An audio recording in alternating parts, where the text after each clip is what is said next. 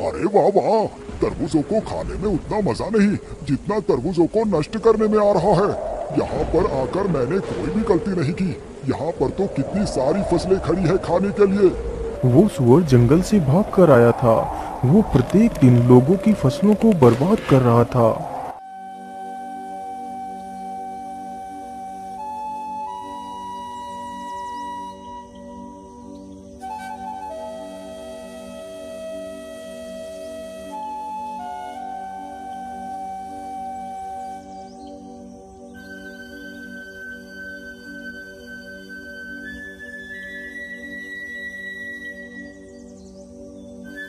हे भगवान, ये क्या हो गया? मेरे खेत के तो सारे तरबूज उस दुष्ट सुअर ने बर्बाद कर दिए।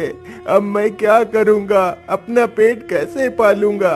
इन तरबूजों को बेचकर ही मैं अपना घर चला रहा था, परंतु उस दुष्ट ने मेरा सारा खेत बर्बाद कर दिया। अरे मुन्ना भाया, क्या हुआ? आप रो क्यों रहे हो? अरे मंगलू भाई, सब कुछ तो तुम्हारी आंखों के सामने ही है। उस दुष्ट सुअर ने मेरा सारा खेत बर्बाद कर दिया। मुन्ना किसान की यह बात सुनकर मंगलू थोड़ा सा सहम जाता है। हे भगवान, यदि वो दुष्ट सुअर यहाँ तक आ गया तो कहीं उसने मेरे खेत को भी तो नहीं बर्बाद कर दिया। चलो जल्दी से मैं अपने खेत पर चलकर देखता हूँ। इतना सोचकर मंगलू अपने खेतों की तरफ जाता है तो देखता है उसकी सारी फसल एकदम ठीक है। हे भगवान, तेरा लाख लाख शुक्र है जो मेरा फसल सुरक्षित है। लेकिन इसमें इतना ज्यादा खुशी होने की जरूरत नहीं। यदि कल ही वो सुअर यहाँ आकर मेरा भी खेत नष्ट कर दे तो मैं क्या करूँगा? अरे नहीं नहीं, मैं ऐसा करता हूँ, मैं आज से ही अपनी खेत की रखवाली करता हूँ। मैं आज रात यहीं पर रुकूंगा। रात होते ही मंगलू एक चारपाई पर बैठकर अपने खेत की रखवाली करने लगता है। उधर वह दुष्ट सुअर फिर से भोजन की तलाश में घूमने लगता है। इधर तो खाना दिखाई नहीं दे रहा। मैं ऐसा करता हूँ, उधर को ही चलता हूँ जहाँ कल ढेर सारे तरबूज खाए थे। इतना सोचकर सुअर उधर को ही चल देता है जिधर मुन्ना का खेत था। रास्ते में ही मंगलू का भी खेत पड़ता था जिसमें मंगलू ने खरबूजे बो रखे थे। अरे वाह, इधर से कितनी अच्छी खुशबू आ रही है। चलो इधर को ही चलता हूँ। वैसे भी कल तो मैंने तरबूज खाई ही थी, आज कोई नई चीज का स्वाद लेता हूँ। इतना सोचकर सुअर मंगलू के खेत की तरफ बढ़ता है। सामने से सुअर को आता देख मंगलू के पसीने छूट जाते हैं। अरे बाप रे बाप, इतना बड़ा सुअर! इसके दांत तो कितने पैने लग रहे हैं। ये तो कितना खतरनाक है। अरे हट हट, भाग जा भाग दुष्ट सुअर, नहीं तो मैं तुझे मार डालूंगा। इतना बोलकर मंगलू डंडा लेकर सुअर की तरफ बढ़ता है, लेकिन सुअर मंगलू से बिल्कुल भी नहीं डरा। वहाँ से भागना तो दूर, सुअर और उल्टा मंगलू पर हमला करने के लिए आगे बढ़ता है और मंगलू को पूरे खेत में दौड़ाने लगता है। अरे अरे मूर्ख सुअर, तू यहाँ क्या कर रहा है? मेरे ही खरबूजे खाकर मुझ पर ही हमला कर रहा है। मुझे लगता है ये सुअर पागल हो गया है। अरे भागो!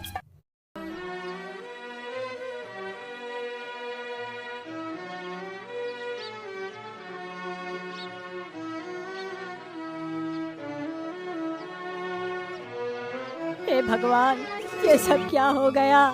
मेरा सारा खेत उस दुष्ट सुअर ने उजाड़ दिया। अब मैं क्या करूँगा? मैं इस दुष्ट को जिंदा नहीं छोड़ूंगा। अरे मंगलू भाई, उस दुष्ट सुअर का तो आतंक बढ़ता ही जा रहा है। लेकिन मुन्ना भाया, आखिर हम उस दुष्ट जानवर का कर भी क्या सकते हैं? अरे भाई, आप मेरी सलाह मानो तो हमें महाराज के पास चलना चाहिए। वो हमारी मदद जरूर करेंगे।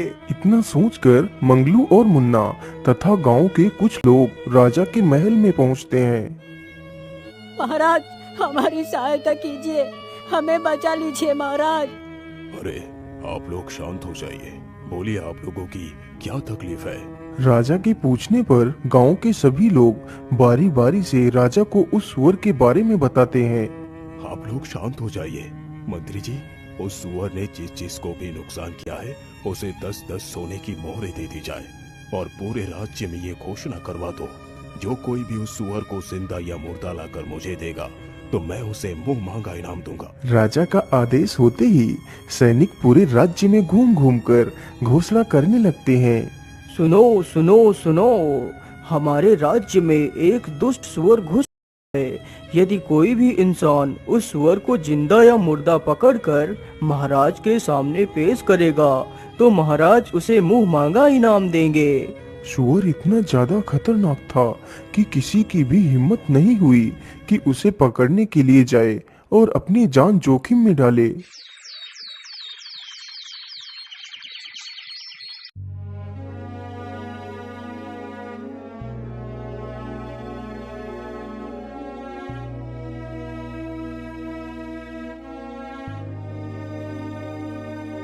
अरे मंत्री जी, क्या आपने राज्य में मेरी घोषणा नहीं सुनाई? अभी तक कोई भी व्यक्ति उस सुअर को पकड़ने के लिए क्यों नहीं आया? महाराज मुझे क्षमा कीजिए, लेकिन मैंने पूरे राज्य में यह घोषणा करवाई थी। महाराज मुझे लगता है वह सुअर बहुत खतरनाक है, इसलिए कोई भी व्यक्ति जानबूझकर अपनी जान को जोखिम में नहीं डालना चाहता। परंतु मंत्री जी, यदि ऐसा ही रहा तो वो सुअर हमारे पूरे राज्य का विनाश कर देगा। महाराज उस सुअर को पकड़ना या फिर मारना किसी आम आदमी के बस की बात नहीं है। मंत्री जी, मुझे लगता है मुझे अपनी शर्त को बदलना होगा। इसीलिए मंत्री जी, तुम जाओ और पूरे राज्य में ये घोषणा कर दो, यदि कोई भी मुझे उस सुअर को जिंदा या मुर्दा पकड़ कर देगा तो मैं उसे अपना आधा राज्य तथा अपनी राजकुमारी की विवाह भी उसी वीर के साथ करवा दूंगा। सुनो सुनो सुनो, राजा ने अपनी शर्त बदल दी है। अब यदि कोई इंसान उस सुअर को जिंदा या मुर्दा लाकर राजा को देगा तो राजा उसे अपना आधा राज्य दे देगा तथा अपनी पुत्री का विवाह उसी के साथ कर देगा। सैनिक पूरे राज्य में यह घोषणा करते हैं। उन सैनिकों की बात दो भाई चुपचाप खड़े होकर सुन रहे थे। बड़े भाई का नाम राकेश तथा छोटे भाई का नाम भोला था। राकेश बड़े ही कुटिल स्वभाव का था, जबकि भोला तो मानो भोला ही था। वह दोनों बहुत ही गरीब थे। अरे भोला, क्या तुमने भी वही सुना जो मैंने सुना है? हाँ भैया, आपने एकदम ठीक ही सुना है। अब तो मैं ही उस सुअर को मार कर लाऊंगा और राजकुमारी से विवाह कर बन जाऊंगा इस राज्य का राजा। इसीलिए मैं तो चला महाराज के पास। इतना कहकर राकेश वहां से चला जाता है और भोला भी अपने घर की तरफ चला जाता है।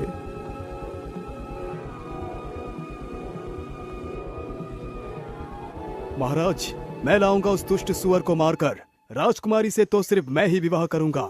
आप विवाह की तैयारी कीजिए महाराज, मैं जल्द ही वापस आऊंगा। इतना बोलकर राकेश जंगलों की तरफ चला जाता है। उधर उसका छोटा भाई भोला अपने बीमार पिता को सारी बात बताता है। पिताजी, इसके अलावा हमारे पास और कोई दूसरा रास्ता नहीं। ऐसे तिल तिल मरने से अच्छा है कि कोई वीरता भरा कार्य करता हुआ मर जाऊं। पुत्र, तुम ऐसा क्यों बोल रहे हो? तुम अपने आप को ही क्यों कोसते रहते हो? पिताजी, और मैं क्या करूं? एक बेटा होने का मैं कोई भी फर्ज नहीं निभा पा रहा। यदि मैं आपका दवाई भी नहीं ला पा रहा तो मैं कैसा बेटा हूं पिताजी? भैया तो कुछ भी नहीं करते, दिन भर इधर उधर घूमते रहते हैं। मैं अकेला घर नहीं चला पा रहा पिताजी, मैं क्या करूं? पुत्र, तुम दुखी मत हो, भगवान पर भरोसा रखो, सब कुछ ठीक हो जाएगा। पिताजी, यदि सचमुच भगवान सब कुछ ठीक कर देंगे तो मैं भगवान के सहारे ही उस दुष्ट सुअर को पकड़ने के लिए जाऊंगा। यदि ईश्वर ने चाहा तो मैं जरूर अपने मकसद में कामयाब होऊंगा। ठीक है बेटा, यदि तुम्हारी यही इच्छा है तो तुम जा सकते हो। जाओ पुत्र, ईश्वर तुम्हारी सहायता अवश्य करेगा। ठीक है पिताजी, अब मैं चलता हूँ। इतना बोलकर भोला महल की तरफ चल पड़ता है और जल्दी ही महल में पहुंच जाता है। महाराज, मुझे आपकी शर्त मंजूर है। मैं लाऊंगा उस सुअर को। मुझे जाने की आज्ञा दी जाए महाराज। ठीक है पुत्र, तुम जा सकते हो। राजा की आज्ञा मिलते ही भोला एक तलवार लेकर जंगलों की तरफ निकल पड़ता है। उधर भोला का भाई राकेश पूरे जंगल में इधर उधर घूमता है, लेकिन उसे सुअर कहीं भी दिखाई नहीं देता। अरे बाप रे बाप, सुबह से घूमते घूमते तो मुझे दोपहर हो चुकी है, अभी तक मुझे वो सुअर दिखा ही नहीं दिया। इतना कहकर राकेश फिर आगे बढ़ता है और इधर उधर उस सुअर को ढूंढने लगता है। अरे राम राम राम, इतनी कड़कती धूप में मुझसे चला नहीं जा रहा। भाड़ में जाए वो सुअर, अब तो मैं इससे आगे और नहीं चल सकता। मैं ऐसा करता हूँ, इसी पेड़ के नीचे लेटकर थोड़ा सा आराम कर लेता हूँ। इतना कहकर राकेश उसी पेड़ के नीचे लेटकर सो जाता है। उधर भोला बेचारा कड़कती धूप में ही उस सुअर को ढूंढता है। अरे रुक जाओ बेटा, मेरी बात सुनो। भोला जैसे ही पीछे मुड़कर देखता है तो उसके सामने एक बूढ़ा बौना आदमी खड़ा होता है, जिसके हाथ में एक तलवार होती है। बोलिए बाबा, आप मुझसे क्या कहना चाहते हैं? अरे बेटा, तुम तो कितने कठोर हो। इस कड़कती धूप में भी पैदल चलकर उस सुअर को ढूंढ रहे हो। वाकई तुम तो कितने परिश्रमी हो। इसलिए मैं तुम्हें कुछ देना चाहता हूँ पुत्र। बोलिए बाबा, आप मुझे क्या देना चाहते हैं? बेटा, तुम मेरी इस तलवार को ले लो। यह तलवार बहुत शक्तिशाली है। इसके वार से आज तक कोई भी शत्रु नहीं बच पाया। लेकिन बाबा, आप हो कौन और आप ये तलवार मुझे क्यों दे रहे हैं, जबकि आप खुद इस तलवार से उस दुष्ट सुअर को मारकर राजा से बहुत कुछ प्राप्त कर सकते हैं। बेटा, मैं यहीं पास के गांव में ही रहता हूँ। जब मुझे पता चला कि तुम उस सुअर को मारने के लिए जा रहे हो, तो मैंने सोचा कि क्यों ना मैं इस तलवार को तुम्हें दे दूं, क्योंकि बेटा अब तो मैं बूढ़ा हो चुका हूँ और मैंने अपनी सारी जिंदगी जी ली है।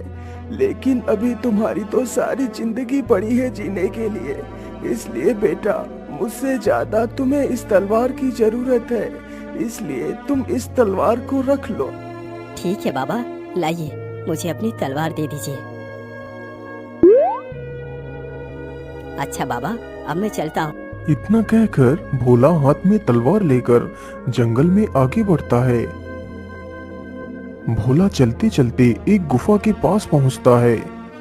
अरे ये क्या, यहाँ पर तो किसी जानवर के पैर के निशान हैं। कहीं ये निशान उस सुअर के तो नहीं है? हाँ, जरूर ये निशान उस सुअर के ही है। चलो मैं इस गुफा के भीतर चलकर देखता हूँ। इतना कहकर भोला गुफा के भीतर घुस जाता है। ये गुफा तो कितनी डरावनी है। आखिर वो सुअर कहाँ पर हो सकता है? अरे इधर से तो किसी की आवाज आ रही है। कहीं इस ओर ही तो वो सुअर नहीं है? इतना कहकर भोला उसी ओर चल पड़ता है जिस ओर से वह आवाज आ रही थी। कुछ दूर चलते ही भोला देखता है कि वह जंगली सुअर कुछ तरबूज और फलों को खा रहा है। अरे दुष्ट सुअर, तू गांव वालों को तकलीफ देकर आराम से यहाँ पर मस्ती कर रहा है। मैं तुझे जिंदा नहीं छोड़ूंगा। इतना कहकर भोला सुअर की तरफ बढ़ता है। सुअर भी इतना खूंखार था कि वह भी भोला पर हमला करने के लिए उसकी तरफ बढ़ता है। सुअर जैसे ही भोला के ऊपर छलांग मारता है, तभी भोला अपनी तलवार को सुअर के सीने में उतार देता है। इस प्रकार वह दुष्ट सुअर भोला के हाथों मारा जाता है। सुअर तो मर गया। चलो अब इसे अपने कंधों पर उठाकर ले चलता हूँ। इतना कहकर भोला उस सुअर को अपने कंधों पर लाद कर चल देता है।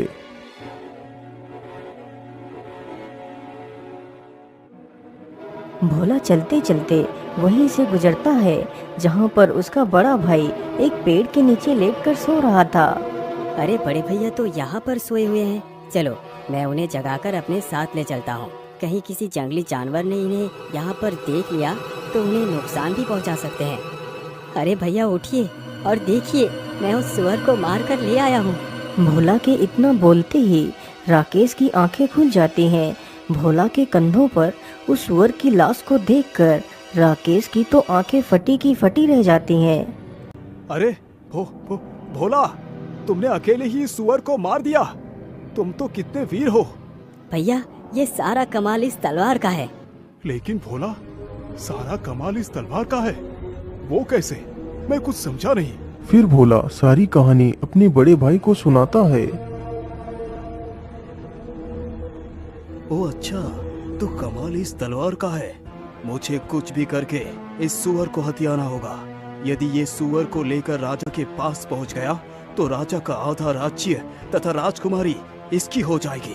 अरे नहीं, मेरे जीते जी मैं ये कभी नहीं होने दूंगा। क्या हुआ भैया, आप कहाँ खो गए?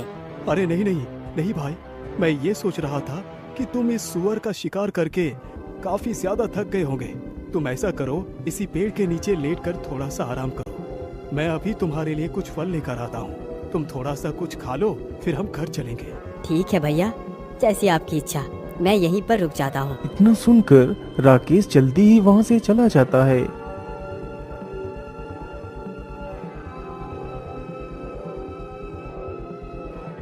राकेश चलते चलते एक आम के पेड़ के पास पहुँचता है। अरे वाह, इसमें तो कितने सारे आम लगे हुए हैं। चलो इसी में से कुछ आम तोड़ लेता हूँ। राकेश तुरंत ही एक पत्थर उठाता है और पेड़ पर फेंकता है तो कुछ आम टूटकर नीचे गिर जाते हैं।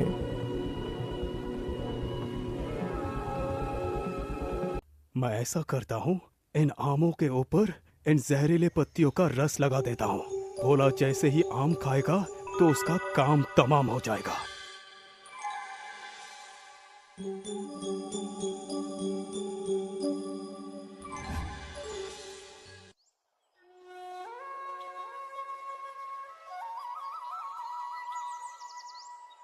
अरे भोला, उठो उठो, देखो मैं तुम्हारे लिए फल तोड़ कर ले आया हूँ। इतना सुनते ही भोला आंखें खोलकर देखता है तो उसके सामने कई सारे आम के फल रखे हुए होते हैं। तो भोला उसमें से एक आम का फल उठा लेता है। भैया आप भी खाइए ना, आप चुपचाप क्यों बैठे हैं? अरे नहीं नहीं भाई, मैं ये फल नहीं खा सकता। ये फल तो मैं सिर्फ तुम्हारे लिए लाया हूँ। मैं तो पेड़ के पास बैठकर ढेर सारे फल खाकर आया हूँ। अब तो मेरे पेट में बिल्कुल भी जगह नहीं बची है कि मैं कुछ और खाऊं। अच्छा ठीक है भैया, मैं कुछ फल खा लेता हूँ और कुछ फल पिताजी के लिए भी ले चलता हूँ। भोला तुरंत ही आम के फलों को खाने लगता है। भोला ने अभी मुश्किल से एक ही आम का फल खा पाया था। अरे भैया, ये कैसा आम था? इसे खाकर तो मुझे चक्कर से आने लगे हैं। इतना कहकर बेचारा भोला जमीन पर गिर जाता है। अरे वाह वाह, भोला तो गया काम से। अब तो मैं बनूंगा राजा। चलो मैं ऐसा करता हूँ, इसी लाश को कहीं दूर झाड़ियों में दफना देता हूँ।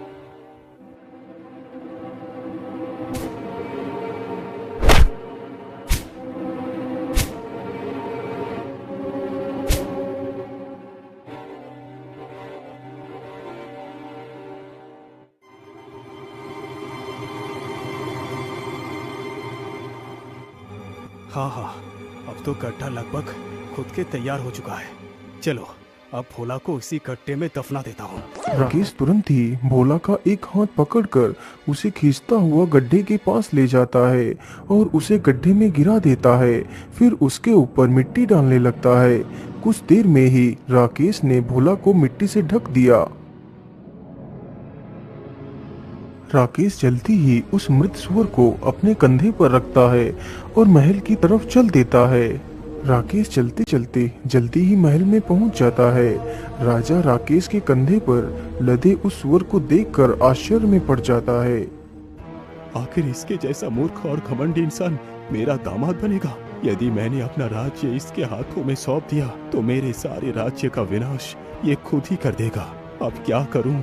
मैं अपने वचन से पीछे भी नहीं हट सकता। क्या हुआ महाराज, आप किस चिंता में डूब गए? आपने अभी भी विवाह की तैयारी नहीं की? अरे बेटा, मैं तुम्हारा विवाह अपनी पुत्री से अवश्य कराऊंगा, लेकिन अभी नहीं। पंडित जी ने बताया है अभी 7 दिनों तक मुहूर्त अच्छा नहीं है, इसीलिए हम तुम्हारा विवाह और अपना आधा राज्य इन 7 दिनों के बाद ही देंगे। ठीक है महाराज, मुझे इससे कोई भी आपत्ति नहीं। मैं 8वें दिन ही दूल्हा बनकर अपनी राजकुमारी तथा अपने आधे राज्य को लेने आऊंगा। इतना बोलकर राकेश वहां से वापस चला जाता है। बेटा राकेश, तुम्हारा भाई भोला अभी भी लौटकर क्यों नहीं आया? वो भी तो सुअर का शिकार करने के लिए गया था। अरे पिताजी, आप मेरा दिमाग क्यों खा रहे हैं? मुझे क्या पता भोला कहाँ गया। आप खुद ही चले जाइए और भोला को ढूंढ कर ले आइए। लेकिन बेटा, तुम तो अच्छी तरह जानते हो कि मैं उठ चल नहीं सकता। बेटा तुम खुद जाकर देख आओ, तुम्हारा भाई कहाँ है? पिताजी, मैं कहीं नहीं जाऊंगा।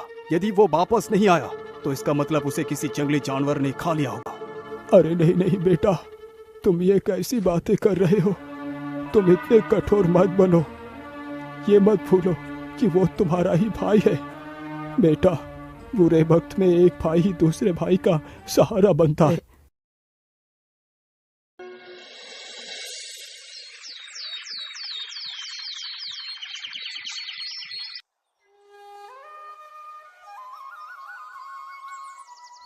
महाराज, 7 दिन तो गुजर गए, आज तो शुभ मुहूर्त है। आप जल्दी से मेरा विवाह राजकुमारी से कर मुझे अपनी आधा संपत्ति दीजिए। हे भगवान, क्या मेरी पुत्री का भाग्य इसी दुष्ट के भाग्य से जोड़ दिया है? यदि ऐसी बात है प्रभु, तो मैं खुशी खुशी अपनी पुत्री का विवाह इसी के साथ करने के लिए तैयार हूँ। ठीक है, जरा बैठो, मैं अपने पूरे राज्य में अपनी बेटी के विवाह की घोषणा करवा दूं। मंत्री जी, जाइए और राजकुमारी के विवाह की घोषणा करवा दीजिए और कह दीजिए कि सभी लोग जल्दी से जल्दी राजकुमारी के विवाह में शामिल हो। सुनो सुनो सुनो, राजा की पुत्री का आज विवाह है, इसलिए सभी लोग राजा के महल में जल्दी से जल्दी पहुंच जाइए।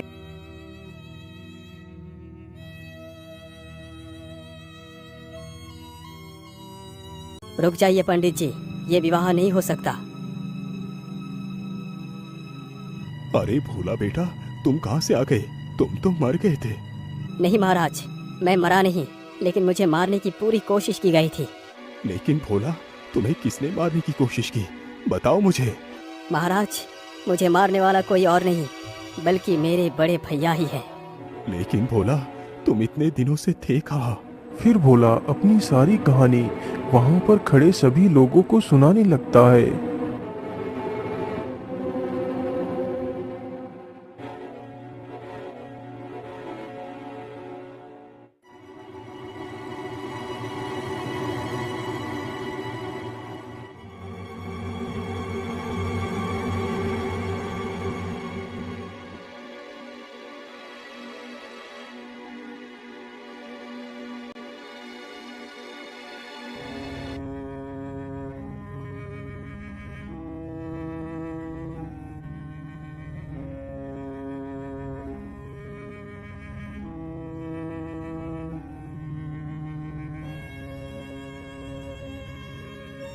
अरे मेरी एक बकरी कहाँ चली गई?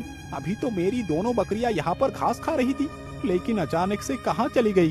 तभी चरवाहे की नजर अपनी बकरी के ऊपर पड़ती है, जो बकरी उसी स्थान पर घास खा रही थी जहाँ कुछ देर पहले राकेश ने अपने भाई भोला को दफनाया था। अरे मेरी बकरी तो वहाँ पर है, चलो उसे वहाँ से इधर को ले आता हूँ। इतना कहकर चरवाहा अपनी बकरी को हाँकने के लिए जाता है तो देखता है कि वहाँ पर ताजी मिट्टी खुदी हुई पड़ी है। उसी मिट्टी के भीतर से एक हाथ बाहर निकला हुआ है। राकेश ने जल्दबाजी में अपने भाई को दफनाया था तो उसका एक हाथ मिट्टी के बाहर ही रह गया था। यह देखकर तो चरवाहा काफी डर जाता है। अरे राम राम राम, ये हाथ किसका है? चरवाहा जल्दी से उस हाथ को पकड़कर देखता है। अरे ये इंसान तो जिंदा है, इसकी तो सांसें चल रही है। चलो मैं जल्दी से इसे बाहर निकाल लेता हूँ। चरवाहा बिना देर किए हुए जल्दी जल्दी से मिट्टी को हटाने लगता है और भोला को बाहर निकाल लेता है।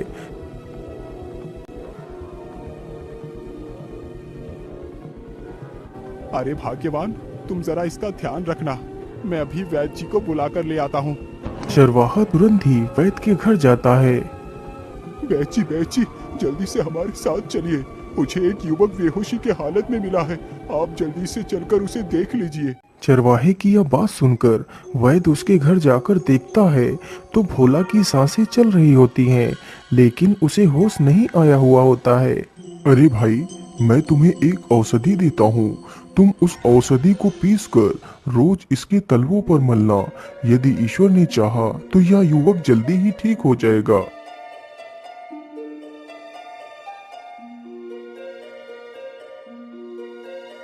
वह चरवाहा प्रत्येक दिन उस औषधि को भोला के तलवों पर मलता रहता है, शायद इसी उम्मीद में कि भोला को होश आ जाए।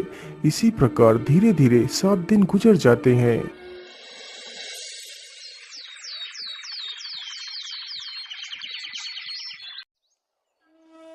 अरे भाग्यवान, तुम कहाँ हो? भाग्यवान? अरे क्या हुआ?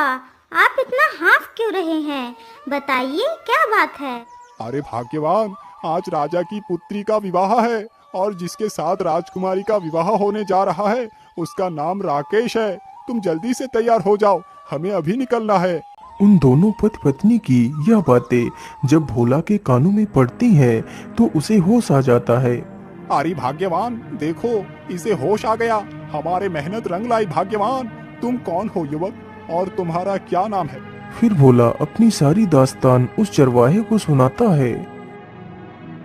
तो इसका मतलब धन के लालच में आकर तुम्हारे भाई ने ही तुम्हें मारने की कोशिश की।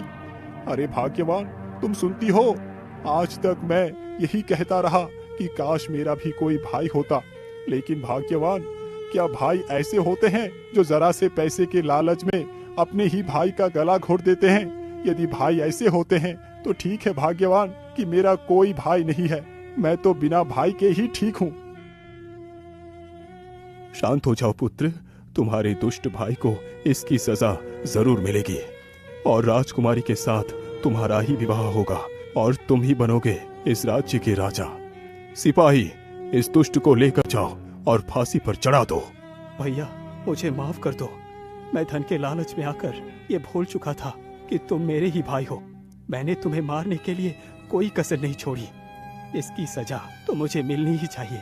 लेकिन मेरे भाई, हो सके तो मेरी भूल को क्षमा कर देना। यदि तुमने मुझे क्षमा नहीं किया तो मैं मरकर भी तड़पता रहूंगा। चलो सैनिकों, मैं आपके साथ चलने के लिए तैयार हूँ। रुक जाओ सैनिकों, छोड़ दो मेरे भाई को। अरे बेटा, तुम ये क्या कर रहे हो? तुम अपने कातिल पर रहम दिखा रहे हो। महाराज, मुझे क्षमा कर दीजिए।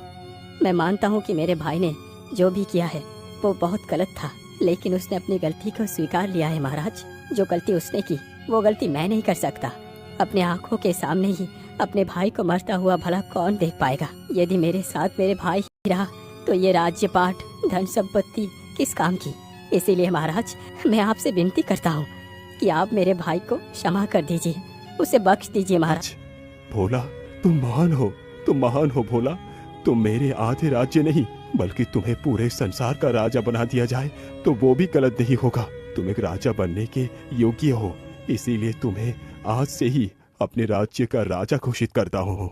फिर बड़े धूमधाम से भोला का विवाह राजकुमारी के साथ कर दिया जाता है और भोला को ही उस राज्य का राजा बना दिया जाता है।